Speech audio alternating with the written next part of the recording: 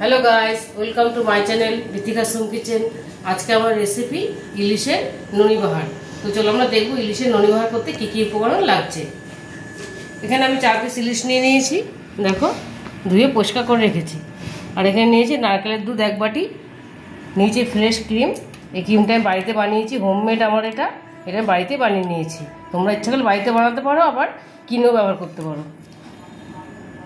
আর এখানে নিয়েছি কাঁচা লঙ্কা চেরা, নিচে সামান্য একদম হলুদ, গোলমরিচ গুঁড়ো, নুন আর বাটার। এটা বাটারে রান্না হবে।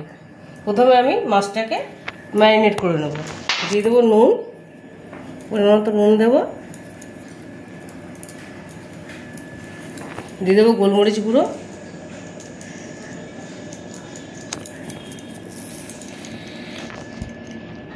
আর দিয়ে দেবো সামান্য একটু হলুদ, একদম অল্প। এটাকে আমি ভালো করে মেখে নেব। মাছটা রান্না করার জন্য দেখো আমি একটা প্যান বসিয়ে দিয়েছি। প্যানটা আমার গরম হয়ে গেছে, এর মধ্যে আমি এবার বাটার দিয়ে দেবো। এবার আমি বাটার দিয়ে দেবো। বাটার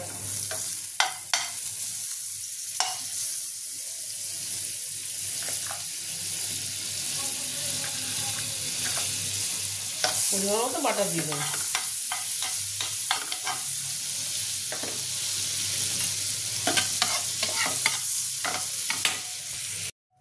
দেখো বাটারটা আমার গলে গেছে, এবার আমি মাছগুলো ছেড়ে দেবো। মাছগুলো একে একে ছেড়ে দেবো।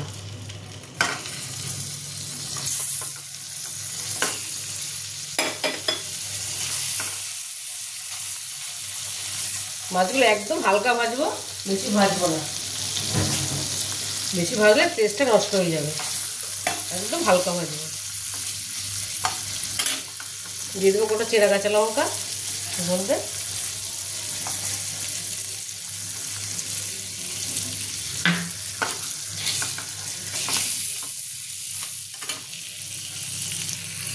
দেখো মাছগুলো আমি হালকা ভেজে নিয়েছি। এবার এর মধ্যে নারকেলের দুধটা দিয়ে দেবো। দিয়ে দেবো একটুখানি 1 চিমটে হলুদ দিয়ে দেবো নারকেলের দুধটার মধ্যে। 1 চিমটে হলুদ, বেশি না, একদম অল্প। তোমরা এমনি দুধ দিলেও দিতে পারো। এবার এটা আমি একটুখানি ফোটাবো।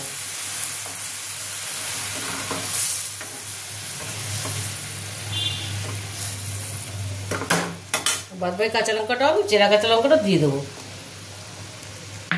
দিয়ে দেবো নুন,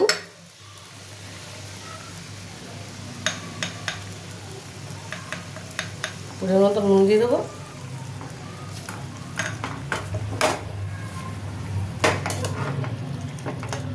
একটুখানি আমি ফোটাবো এটা।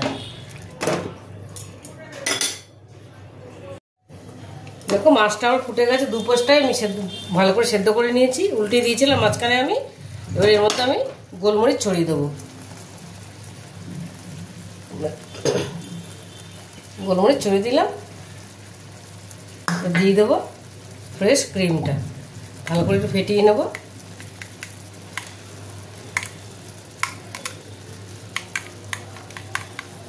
ফ্রেশ ক্রিমটা ছড়িয়ে দেবো।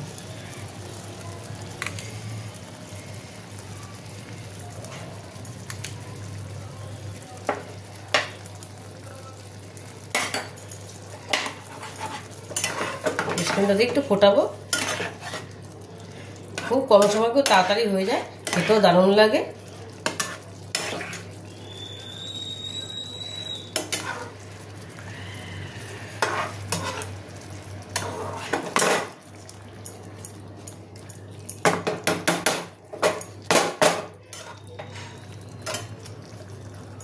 আমি একটু ঢাকা দিয়ে দেবো এটা। দেখো মাছটা আমার হয়ে গেছে। 2 পিটি আমি করে নিয়েছি, সুন্দর করে সেদ্ধ করে নিয়েছি। এবার আমি একটুখানি বাটার ছড়িয়ে দেবো।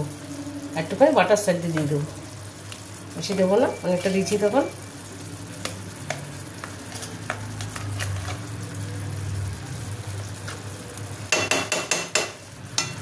ও মাছটা আমার রেডি হয়ে গেছে।